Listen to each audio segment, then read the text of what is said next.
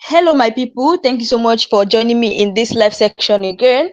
Let us actually take a look at what is happening. I brought this news for you guys so that you guys will see that Igbo people have brothers in other country. Now, you guys need to even hear what the Israel Prime Minister was saying that the Igbos are their brothers. The Igbos are Jews. Because of that the Igbos are the brothers of Israel, like they are one. You guys even need to listen to what he said. He said he's going to come for the Igbos, that they are Jews. That was what the Israel Prime Minister was saying. Like, to be honest, everybody has started acknowledging that them and the Igbos are one, that they are together. And that is why you see they're only seeing supporting Biafra, supporting IPOB, that IPOB is going to come to pass in Nigeria, because he went as far as saying that he's going to come for the Igbos, that Igbos are like the Jews and we are one, that we are their brothers. That was what the Israel Prime Minister was saying. Guys, you guys need to understand that many people have started acknowledging the fact that we are one, that we are their brothers. This is to show you enough evidence that Biafra is going to fly, that Biafra is going to be soon, that Biafra will soon come to pass. This is just enough evidence to tell you that Biafra will soon come to pass. I mean, Nigerians have been saying he should come immediately. We cannot wait to accept them, that they should come for the Igbo people. Many Nigerians have been reacting to what he said, saying that they should come for the Igbo people, that they have really suffered. In fact, they should just come so that Biafra can actually come to pass in Nigeria. You guys even need to listen for what this man had to say about the Igbo people. As well as I'm also going to show you guys a video of where Nnamdi Kanu was actually talking with this man on the reason why Igbos are Jews, and the reason why he said that we are their brothers. Guys, take a look at this video and I'll be right back. You know why we're called Jews? Because we come from Judea. In my office in Jerusalem, there's an ancient seal. It's a signet ring of a Jewish official from the time of the Bible. The seal was found right next to the Western Wall, and it dates back 2,700 years to the time of King Hezekiah. Now there's a name of the Jewish official inscribed on the ring in Hebrew. His name was Netanyahu. That's my last name. My first name, Benjamin, dates back 1,000 years earlier to Benjamin, the son of Jacob, who was also known as Israel. Jacob and his 12 sons roamed these same hills of Judea and Samaria 4,000 years ago. And there's been a continuous Jewish presence in the land ever since. And for those Jews who were exiled from our land, they never stopped dreaming of coming back. Jews in Spain on the eve of their expulsion, Jews in the Ukraine fleeing the pogroms, Jews fighting the Warsaw Ghetto as the Nazis were circling around them. They never stopped praying. They never stopped yearning. They whispered, next year in Jerusalem, next year in the Promised Land.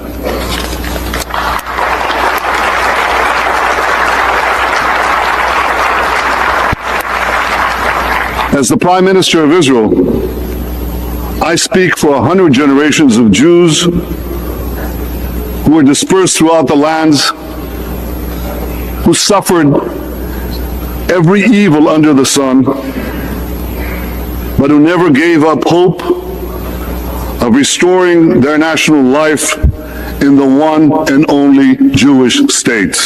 As an expression of a simple truth, Israel is coming back to Africa, and Africa is coming back to Israel. I believe in Africa. I believe in Africa. I believe in its potential, present and future. It is a continent on the rise. Its people are diverse and talented. I've made strengthening our relations one of our top priorities, national and international priorities of the State of Israel. It's the reason I became the first Israeli Prime Minister to visit Africa in decades. Well, one thing I can assure you It won't be decades until an Israeli leader visits Africa again. It won't be 5 years, it'll be a few months. Africa and Israel share a natural affinity. We have, in many ways, similar histories. Your nations toiled under foreign rule. You experienced horrific wars and slaughters, and you are still fighting to get out of the past into the future valiantly, in things and efforts that I deeply admire. With determination and conviction, you won your independence. You healed the wounds of the past to chart a future of hope for your people. This is very much our history. Our people, too, were denied independence for far too long. Our people, too, suffered the indignity of bondage, slavery, and dispossession. Our people, too, experienced unimaginable horrors of mass death and genocide. But we never, ever gave in. We fought for our independence and won. We think that Israel now is the best partner that the countries of Africa could have, and it's something that is dear to our hearts. The founder of modern Zionism, the national movement of the Jewish people, was Theodor Herzl, and he said, after I liberate the Jewish people, I will go to Africa to help liberate the black people. We have our African brethren, the Ethiopian Jews, who are in our society, and I personally work every few weeks to help integrate more and more and incorporate them in our society. I believe this. I believe in Africa. I believe in your future, and I believe in our partnership. I believe that Israel still continues with this path of supporting its friends, its allies, its family. And just like we did that in 1967, Israel supports and does what it can. I did hear that Mr. Kanu was in Israel, in Jerusalem, before he was abducted and disappeared from the public's eye. And this is the most important thing that I want Biafrans to take from this discussion, that Israel, we stand with you guys. And although the cause of Biafra is not very familiar with the world and with Israelis, I want to say that, because of my activity, because of what I do, more and more Israelis are hearing about the cause of Biafra each and every day. So yes, we do stand with you. You guys were able to listen to what this Prime Minister of Israel has to say, Benjamin. He went as far as saying that he's going to support Biafra. In fact, they support us, they stand by us. They went as far as telling us that there was a time as Nnamdi Kanu came to Israel before they adopted him in Kenya, and even when he was in Israel, they really supported and liked him. And many people, you can hear what the Prime Minister said, that he's coming to liberate Africa.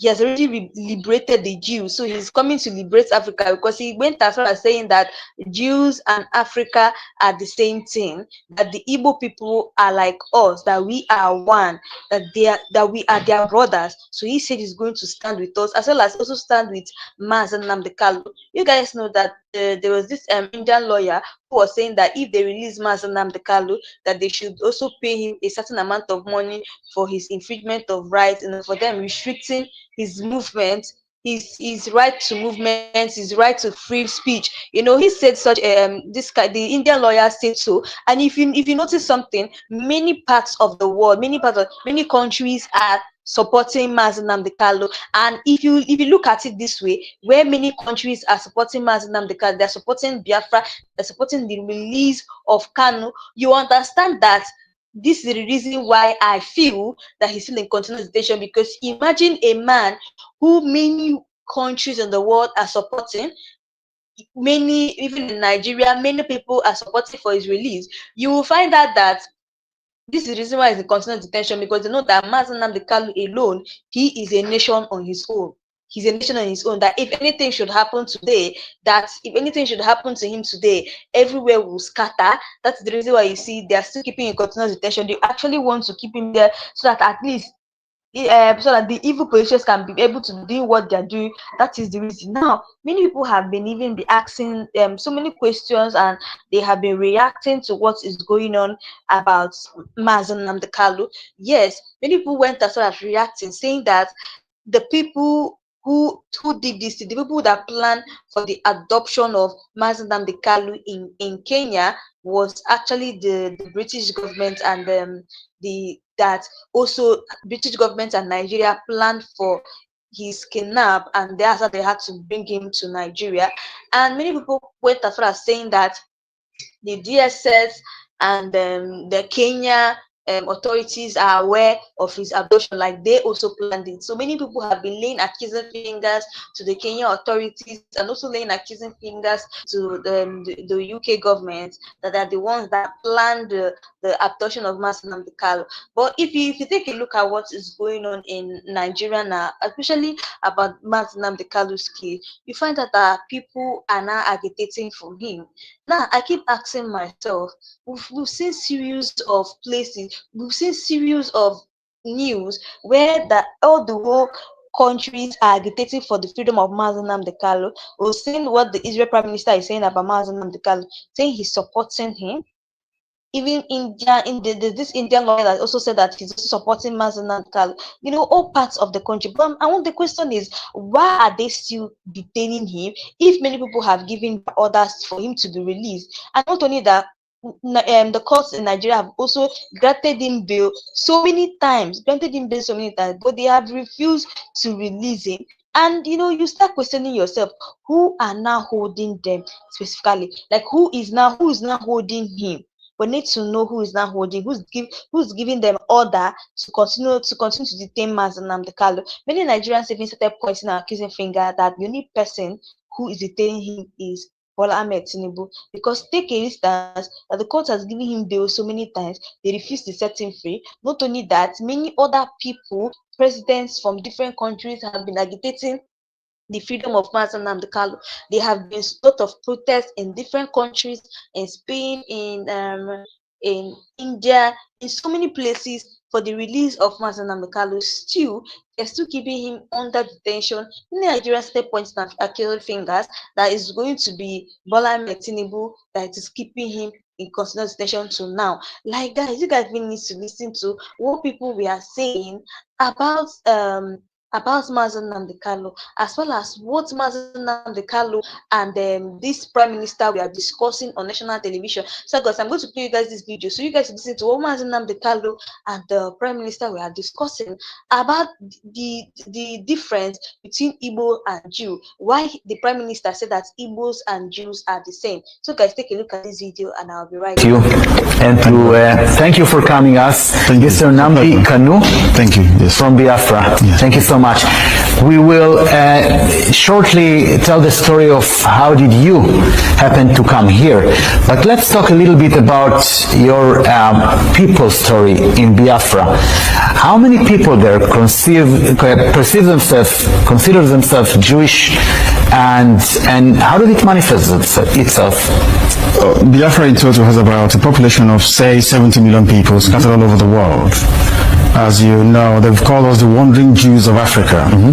But those that identify themselves with their Jewish heritage is nearly about 50 million people. 15 million people? 50 million people.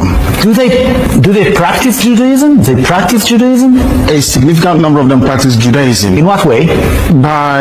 In terms of their prayers, in terms of the Torah that they read, in terms of the kippah and the talit they used to pray, in terms of their recitation of their prayers, is a very significant segment of the population that actually practice it as we do, or most of us do in IPOB. The problem is that when IPOB is the indigenous people of Biafra, this umbrella movement all over the world that is pursuing the emancipation of Biafra from Nigeria.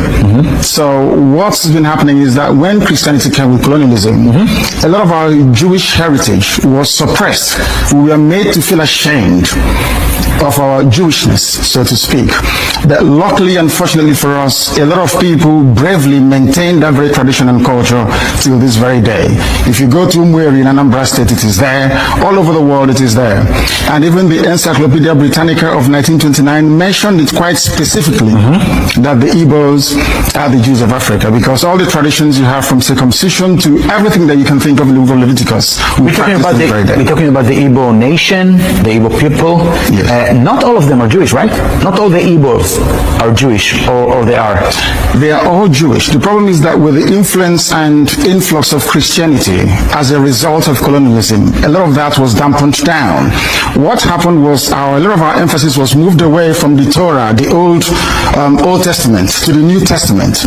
But because the Old Testament still contained aspects of our tradition and our culture, we accepted the Bible as it was given to us. Okay, we have a short clip showing you guys in Biafra in your Judaism way of life here. Yes.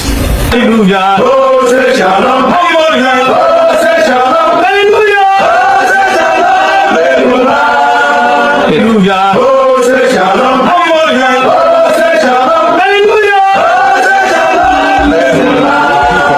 It's the sound, centuries of colonial returning to what they say are their native roots. A place where... Quite fascinating. Very, very fascinating. Now I want to look at the map of Biafra and Nigeria, and maybe this map tells a little bit of the story. So actually, you guys in Biafra, what are you struggling for? What is your aim in your struggle? Why there is such a confrontation between you and the authorities? Because we want to go back to the way we were before the British came. Most of our problems was basically made by the British. The way Nigeria was put together is the root cause of the problem. I'm talking about these days. Okay, there was a war and Biafra was kind of independence between 1967 and 1970, I guess. That's correct, yes. And since then it's part of Nigeria. What do you want? You want an independence state of Biafra? You want to be a Jewish state? You want kind of autonomy? What did you like? What do we want? We want an independent Jewish state, a Biafran state that is absolutely independent of anything to do with Nigeria, for the simple reason that we were independent before the British came. But you want to be a Jewish state? Absolutely. To go back to a way of life, there's a place called Arochuk where we come from. The same way you have Jerusalem. The same way you have the temple in Jerusalem, we had one in Arochuk, the same thing. So we want to go back to that way of life, to worshipping the one and only true God that we know. Is there anyone within the Israeli establishment that recognizes you as a Jewish people? Absolutely. I'm sure that during the time of... I'm just interrupting. This is you praying at the Western Wall at the Kotel. Absolutely, yes. Okay. Yes. I prayed there also in the year 2013 when I came to Israel. So coming back to my question about the recognition by Israel to your Jewish way of life, or to your Jewish heritage? Our Jewish heritage, and our way of life, yes. Isaac Rabin made some statements about that. Also, Henry Kissinger, the former United States Secretary of State, also made some comments about it as well. If you go to the Nixon papers regarding the Biafran War, it's all there, very clearly spelled out. But I think there seems to be this kind of paranoia that should Biafra get closer to Israel, that 70 million people will somehow flock to the land of Israel. But that is not the case. We are seeking Biafra, so we can return to Biafra and be in Biafra. Let's go back to your personal story. Yes. You have been persecuted or arrested in Biafra. What was the story about? I arrived in Nigeria, in Lagos, on the 14th of October 2015, and I was arrested from London. I was arrested for demanding for freedom for my people, because I run Radio Biafra in London, and the authorities didn't like it.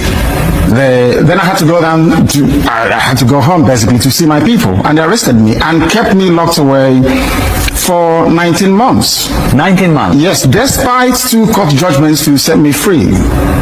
They took me to court, and the court... More than a year and a half in custody? Absolutely. And then what happened? And then they eventually granted me bail with very stringent conditions. When I came out, I continued to speak to my people. I continued to practice my Judaism, my Jewish faith. And one day they came to my house to kill me. The Nigerian army came to my house to kill me. What was it like? I mean... I wouldn't wish anybody to go through it. They killed 28 people in the process. How many? 28 people died. By the attempt to kill you. To kill me, they killed 28 people. How come they killed 28 people and they didn't get to you? Because my people evacuated me before they could get to my bedroom. And then you flew away? Then they took me away and smuggled me out of Nigeria. I needed some time to recover, which I did, and then I had to make my way to Israel. I see you're very excited. I wouldn't call it excitement. I would say relief that I managed to make it to the only place that I feel safe in the whole world. I could have gone back to England, but I still don't feel safe to go back to England. That's why I stayed in Israel. Okay, we're approaching the end of this conversation. Do you have any expectation from Israel government, from the Israeli society? Yes, it is to live up to the obligations to defend Judaism and Jewish faith all over the world. We are being persecuted. We are suffering as a people. And it is the responsibility, I believe, moral responsibility of Israel to make sure that Biafra stands as an independent entity in Africa. Nnamdi Kanu from the Igbo people in Biafra. I want to thank you so much for this conversation and wish you all the best. Thank you very much for having me. Level. Thank you so much. Thank you. Thank you. In the houses of the truth, in the gospel of our Lord Jesus Christ. Yes, Master Nnamdi Kanu always finds safety in the hands of his brother, because that's nothing like a brother, nothing like blood. There is a statement that says blood is thicker than what? Than water. And you cannot find your brother outside. You find your brothers inside. And how do you know your brother? A brother is one who comes to attend to your matter or your case or to your rescue when matter or issues in a critical. That is your brother. And that is why he ran to Israel for safety rather than going to UK. You know, for example, he knows what he was doing, because you can see UK, the British, the Civil War that claimed so many lives of the Biafrans was instigated and carried out and sponsored by who? By the UK. And as you can see that telling against him now, he holding the passport and was kidnapped. You know, it was illegal. Up to today, what has the UK Parliament or UK government, what have they done concerning or regard to that? Nothing. But you can see Israel, they are the one showing you that that blood is thicker than water. No matter what happened, no matter whose citizen you come from, so long you remain a Biafra man, a Biafra Igbo man, you are an Israeli in Africa. It means actually blood is thicker than water. Yes, blood is thicker than water, and that is what you are seeing. And that is why, let me tell you, don't you know that what they are practicing is Judaism? It's a Jewish, and Master Nnamdi Kanu is a hardcore, I repeat, hardcore, and I quote again, hardcore Jewish. Let me go ask this question. Because if you look at the flag of Biafra, you see Star of David. Star of what? David. God bless you. How come the Igbos? So, my people, you guys have listened to what Master Nnamdi Kanu said. He went as far as telling us that the British people are the ones that started all the things happening in Nigeria, that we need to go back to the way we were before. Yes, we need to go back to the way we were before. You know, when we gained our independence, you know, it was okay, we gained Biafra independence. Before you know it, the British came to take over us and everything scattered. Now, Master Nnamdi Kanu said, we need to go back to the way we are before. We need to come and live our former lifestyles before. That's what Master Nnamdi Kanu said. So he urged the Israel Prime Minister to please help and defend the Jewish people in Africa, because they are persecuting us a lot. They are treating us so badly a lot in Africa, and Nigeria is actually among what Master Nnamdi Kanu is saying, that the Jewish people, because if you look at what the Prime Minister of Israel is saying, that's Benjamin, he was saying that he's going to come for the Igbo people because the Igbo people are Jewish. So because of that, we are their brothers. So Master Nnamdi Kanu was saying in the interview, telling the Israel president and the Israel Prime Minister that he should please come for the Igbos, that the Igbos are Jews, that they are persecuting us a lot in Africa and in Nigeria as well, that he should come for his own people. Now, and also we need Biafra, we need Biafra nation. He went as far as talking about how these people adopted him in London. When he was in London, they came and took him Okay, I think he came back from London to Nigeria, and immediately they arrested him and kept him far away for 19 months. After that, they had to grant him bail with some conditions, and not only that, it didn't stop him. He still went about and was still talking about Biafra. He was still talking about Biafra. Now, the thing, there's one thing in this Maz Nnamdi Kalu's case is that if you understand that everything that Maz Nnamdi Kalu wants is Biafra. So for the fact that they arrested him when he came back to Nigeria from London, and so they kept him 19 months away, and on top of that, upon they still granted him bail during that time. But this time around, the court judgments have been granting him bail. Still, they don't want to release him. They have granted him so many bails this time around, but they still don't want to release him. I don't know, based on maybe because of they released him the first time and he still went back and was talking about Biafra. But they have to understand that Mazen Namdekali is someone who's not going to back down on Biafra until they make sure that we gain our independence. He's not going to back down. He's going to still continue to fight for Biafra. That's one thing with Mazen Namdekali. He's not backing down anytime. He has told the Israel Prime Minister that he should please come for the Igbo people that are persecuting the Jews a lot, because the Prime Minister said that he's going to come for Africans who are Jewish, and you guys know that Igbo people are Jewish. So he said that Igbos are Jewish people, so he should come for them. He went as far as telling the people how they buried a lot of people in his community when they were trying to look for him in his that the military buried 28 people in his community because they were looking for him. And thank God he made an escape. Thank God he made an escape, and immediately he smuggled himself outside the country and made his way to Israel. This to show you how Mazi Nnamdi Kanu came to Israel. And now, even when he came to Israel, he was telling the Israel Prime Minister of what they are doing to the Jewish in Nigeria, the way they are persecuting them, asking him to come and intervene so that they can actually be able to get Biafra. This kind of person Mazi Nnamdi Kanu is. And now I keep asking myself that, the question I keep asking myself is that Mazi Nnamdi Kanu is a freedom fighter, and he has been known all over the world. Yes, he has been known all over the world. I am very, very sure that people all over the world are agitating for his freedom. So why is he still in continuous detention? Who is actually trying to detain him? Is it Bola Ahmed Tinubu? Because I'm sure that Bola Ahmed Tinubu has the power to release this man, has the power to tell him, okay, let us settle this in a peaceful way and let it end. But he has not done it.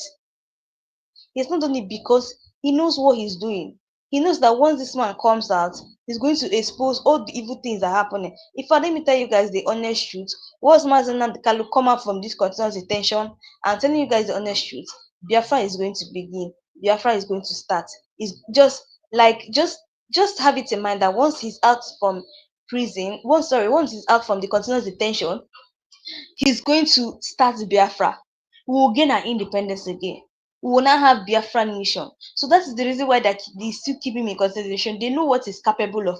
They know that once he comes out from detention, they will declare Nigeria as a Biafran state, as a Biafran nation. So that is the reason why you see he's still in continuous detention. Because if you look at, many people have been lamenting, saying that many people have been released, like Mesu Alali, Sunday Moha, many people who are freedom agitators has been released by the same Bola Ahmed Tinubu. So why is it that they have refused to release this particular person? Now this is now when he had to cross our mind that the reason why they're holding him is not just because he's an Igbo man, no, it's because they know what he's capable of. They know that this man is a nation on his own.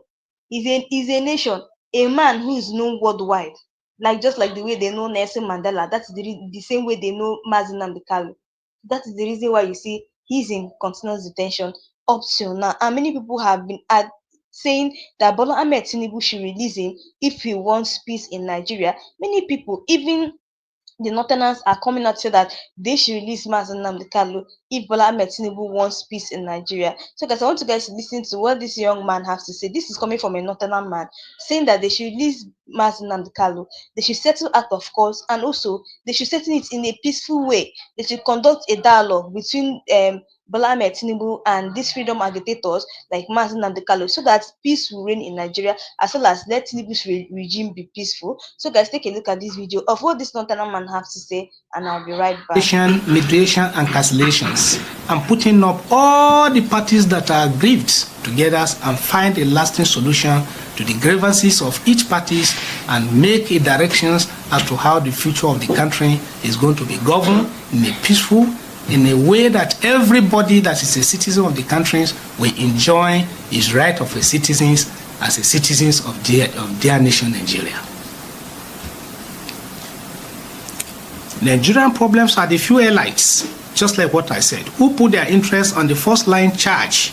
I advise the president to avoid them and exploit all the mechanisms to settle for peace of Nigeria rather than seeking for prosecution of a matter that can be settled through mediation, arbitrations, and cancellations, and giving a lasting solution to the problems and challenges of their nations. If Nigeria is peaceful, Tinubu will do well. That is my belief. I will advise the president to look inward to seek how to settle most of these pockets of agitations that have given rise to losses of lives and properties in Nigeria. Arbitration can bring rest to the East, in my own opinion and my understanding. Peace and rest to the wanton killing in the Middle Belt as well as other parts of the country. Simply put, the president should exploit all options available to succeed at this task, and his legacy as a unifier would have been solidly established and will last forever. My name is Mohammed Ndarani Mohammed, Senior Advocate of Nigeria, Grand Patron of One Nation for Aswaju Support Group. I'm an APC chieftain, I'm an APC card-carrying member. And therefore, our president, I have hope in him that he will do well if we have peace. But what we need in Nigeria today is a situation where we have what we call national arbitration, cancellation, and mediation of so many issues that are challenging issues bordering these our nations. We are all brothers, we are all from same families, we are all from same ancestors, we are all from same aborigines. So I see no reasons why we have to deploy our energy on something that we can sit at round table and support our president for the development of their nations. So we must have to obligate ourselves from few elites who put their own interest on the first line charge as against the interest of the masses. Truth must be told. We have to come together as a one nation and support our president and ensure that peace reign in Nigeria so that all of us will enjoy our citizenships that God has given to us naturally as one individuals and indivisible nations as a country. So I so much thank you for coming here today to come and start celebrating Salah with us. And may Almighty Allah bless all of us, bless our president, bless Nigeria. So my people, you guys listen to what this Northern man said. This is actually coming from a Northern person, an APC member. Like this will show you that many people have already seen that the only possible way to solve the issue between Mazi Nnamdi Kanu and Bola Ahmed Tinubu is by a peaceful dialogue. A peaceful dialogue. That's what he's saying, that the only thing now that can stop the things that are going on in the East and at least make the Igbo people happy is if Mazi Nnamdi Kanu is released, which can be settled out of court. Just like Enotokonko said, there are many other ways to settle Mazi Nnamdi Kanu's issue. There are many other ways. So many people are saying that they can actually settle out of court. So why is he still keeping Mazi Nnamdi Kanu in continuous detention? He doesn't know that he's only trying to rubbish his regime and bring insecurity in Nigeria the more. But if Mazi Nnamdi Kanu is being released, you find out that things keep getting better in Nigeria. That is one thing that Bola Ahmed Tinubu does not understand. Many people have been saying it, that there are better ways to release Mazi Nnamdi Kanu. This Northern said that this Northern man now, an APC member, said that he can be released. If he can be, they can settle the issue out of court. They can do a peaceful dialogue and release him. We know so that he can. Bola Ahmed Tinubu and him can have a peaceful dialogue. They will know what Mazen and Kalu wants, and it settles the issue. Even the same thing Kenneth Okonkwo said, that they can settle this thing out of court. So guys, just take a look at what just take a look at what Kenneth Okonkwo said about Nnamdi Kanu. Nnamdi Kanu has not done anything that other people from other zones have not done. We know about Sunday Igboho, of the Yoruba nation agitator.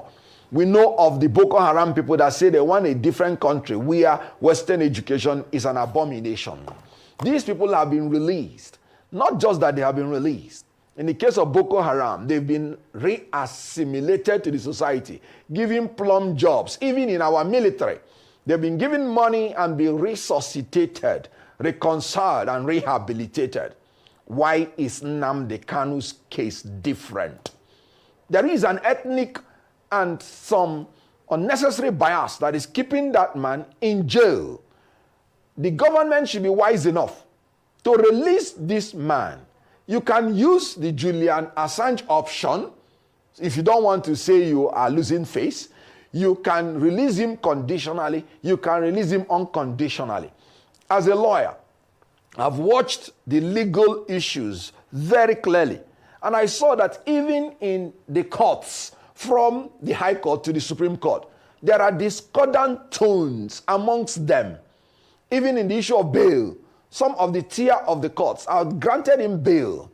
Even in the issue of the charges, some tier of the court had quashed all the charges. So you can see that the government has a lot of places it can stand to release the young man and bring peace to the southeast. He is now more like a political prisoner. I tell you something, the longer Nnamdi Kanu is in prison, the taller he becomes, and the shorter the government. So my people, you guys listen to what Kenneth Okonkwo said. Exactly, they can actually use another option to release Nnamdi Kanu, whether conditional or unconditional, without it being as if they actually did it in favor of him. They can look for another means to release him. Now you can say that Nnamdi Kanu is now looking like a political prisoner, which is not supposed to be so. It's not as if the government are the ones that kept him there. They went as far as accusing him for terrorism, but if I have checked everything that Nnamdi Kanu did, I don't see anything wrong with what he said. He has never come out to even say anything bad in his broadcast. If they're looking for the real terrorists, they should go and find them in the forest and the bush. That is where they are. We keep hearing of different attacks. Upon saying Nnamdi Kanu is in detention, no, but we are still hearing of different attacks going on in the northern side. So who are the terrorists that they are saying? They say Nnamdi Kanu is a terrorist.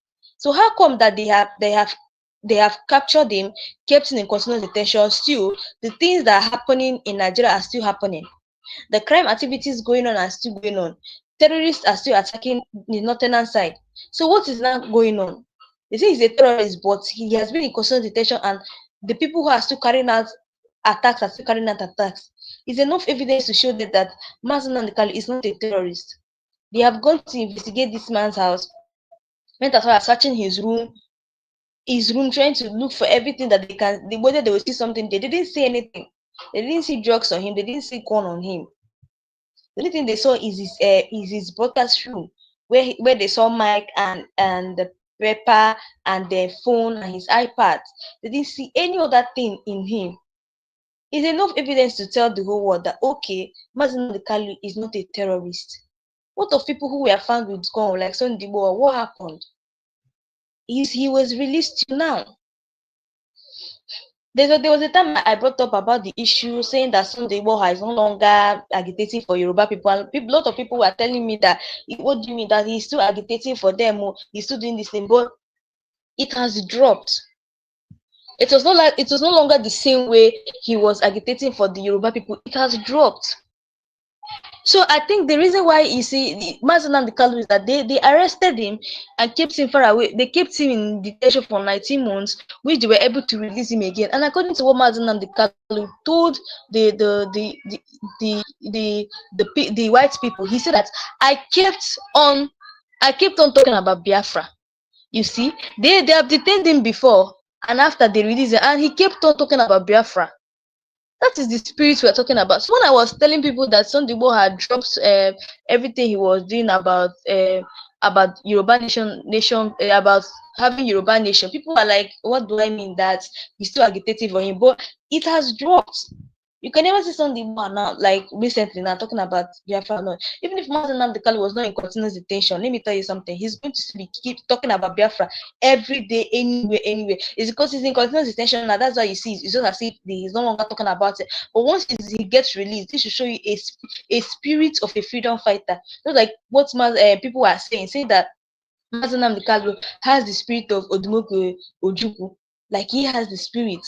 This man never gets tired. He keeps talking about Biafra anywhere, anytime. He already told the world and the public that I'm going to die for Biafra. If Biafra is the only thing that will take my life, it's fine. This is a man that is not selfish. He just kept money. He told us, I don't need money, I don't need cars. A man that has sacrificed his life for Biafra to happen, for Biafra to be actualized in Nigeria. It's something that Igbos should be thanking God for. Yes, they should be thanking God for it. But we've come with that. But the kind of country we are called Nigeria is a country in the sense that they are not grateful for what is going on in Nigeria. They are not, in fact, they're not being grateful at all. Especially the Igbo people, the Igbo leaders are not grateful for what Nnamdi Kanu is doing for them. Like I used to tell them that the reason why you see all this attack is not much in the southeast is because of the fear of Nnamdi Kanu. These terrorists are not afraid of our leaders. They are not afraid of Bola Ahmed Tinubu. They are not afraid of many people.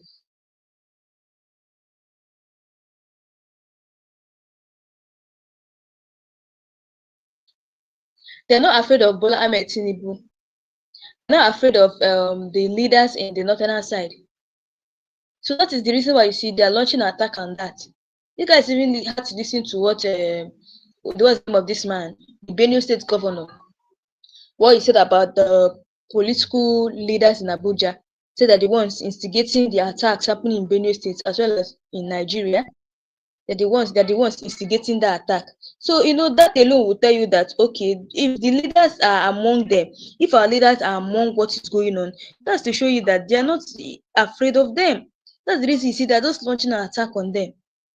The Benue State Governor went as far as telling us that the political people, that the politicians in Abuja, do shelter them and give them food. Shelter them, give them food to eat. Like a trading video I saw where the helicopter was dropping weapons, supplying it for these terrorists in the forest. And the worst part of it that they do film themselves. These terrorists film themselves, they video themselves. But still, they can't be able to track them. And you're telling me that terrorism is not associated with our leaders. It's associated with them.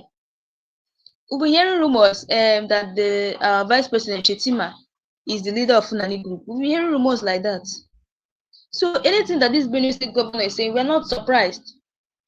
We're not surprised. It pained him. That's why he came out to tell us that this is what is going on. That the political people in Abuja, the political leaders in Abuja are the ones instigating the attacks in Nigeria as well as in Benue State. They're sheltering them and providing food for them. So it's not a surprising or a shocking news that this kind of thing is happening in Nigeria. So we are supposed to know that our enemies are within us. That is one thing we should know. So guys, I want you guys to just listen to what Nnamdi Kanu have to say about this Fulani terrorists, and I'll be right back. When Buhari started this his agenda, Nnamdi Kanu was the first person that pointed it out. He was the first person that told Nigerians and alerted Nigerians to what is coming. Nobody believed him until eventually Buhari now exposed himself, and we started seeing Nigerians now providing their own security from Amateku to Ebubago that never was in Imo State and all the rest of them. It was under this war that you saw all these terrorists. Nnamdi Kanu alerted started off. Go and check. It was this revelation that angered Buhari. That was why he started his ESN in the southeast to protect the Igbos. So it was not easy because the first port of call would have been in the southeast. That Buhari felt that we are too stubborn, that he's going to deal with us another. Nnamdi Kanu took preemptive steps to protect the Igbos in the southeast. So this thing angered Buhari because they were not easy to penetrate as they planned. That was why they put him in Kuna and they used them. Ask yourself, what is that thing that is so special in him? But evil will come back to haunt you. All of you never knew that IPOB and this Biafra movement was for your liberation. Some of you saw maybe the oil and gas from Biafra land. If they go now, we'll have access to oil and gas. In the process of having your eyes fixated on oil and gas, your forest is gone. Do you understand it? There is nothing more precious in life than freedom. Freedom is very important. And I need you to understand this very morning. Every Yoruba person supporting Fulani, you are setting up yourself to become like the Hausa people. Remember when Hausa was supporting Fulani? We are Hausa Fulani, we are Hausa Fulani. Where are the Hausa people today? I ask you. Where are those Hausa people today? Do you see them anymore? They're saying we are Hausa Fulani, we are Hausa Fulani. Do you see them again today? Do you see them? I'm asking you. No, because Fulani have completely overwhelmed them. It's called emasculation. Completely emasculated them. Look at what they're doing in the East. In the East, they come to the East, they will tell you, oh, you want to be the president or vice? Yeah. They say, give us land for Ruga. They give them land. I saw Joseph Okado did that law, Banta. They have taken it over in forever and ever. Give us land in your state. Purpose of them are prove to us that you are stood. Give us land in Olo. Purpose of them will give them land in Olo. We can go and kill people in Obibo. We can kill for them. How many Fulani governors are prepared to kill bandits? I didn't say normal people. I'm talking about armed, dangerous bandits. How many Fulani governors? Go and read your newspapers, you will see it there. Fulani governors are negotiating with them, giving them arms, giving them vehicles, making sure that their life is no longer a misery. But see, they come down to the south. They tell you, give us land for Ruga. Go and kill your people to prove to us that you're one Nigerian. That was why Obioso was talking rubbish. Was it yesterday or 2 days ago. Supported by the BBC. The problem you people have in Nigeria is this. Your journalists, you see people, Punch newspaper, Tribune, Vanguard, and Nation, they are your second worst enemies. I'm telling you the truth. They can never ever be objective in their reportage. Never ever. That's why all of you are suffering. But you don't know it. They were the same people used to scuttle the NSAS protest. Of course, some of you went about looking for Indomie in warehouses. Typical black people. Any revolution that is coming now, you must stand very firm. They'll say, oh, you're Igbo. Oh, you're Yoruba. Oh, you're from Urobo. Don't join them. It's our turn in 2023. If you do this, you will scuttle our chances of becoming the president in 2023. Ask yourself, all of them that have been president from time immemorial, what benefit has it brought to you as a human being? Absolutely nothing. So you have nothing to lose. Absolutely nothing to lose. You look at them now, how they have now descended on Yoruba people, asking them to concede, give us your forest, we must graze, we must do this, we must do that. And slowly before your eyes, they are giving in, they are capitulating, they are allowing them to get, if you don't give it to us, Tinubu will not be president in 2023. Tinubu won't be the president. That's what I'm saying to you. And foolishly you will agree and hand over your land to them. And once they take your land over from you, look at Hausa. Because there is a saying where we come from. If you want to know what your life is going to become in the future, look at Hausa people. If you want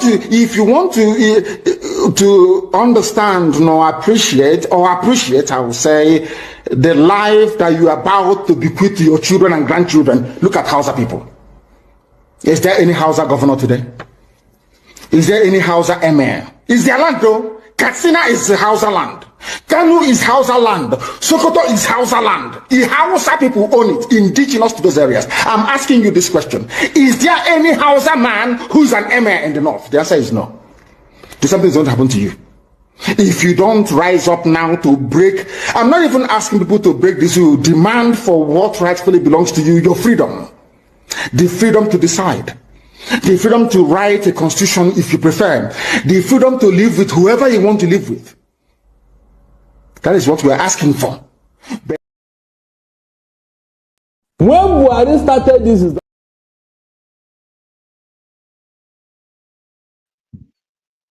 So my people, you guys have listened to what Nnamdi Kanu said there about Fulani terrorists.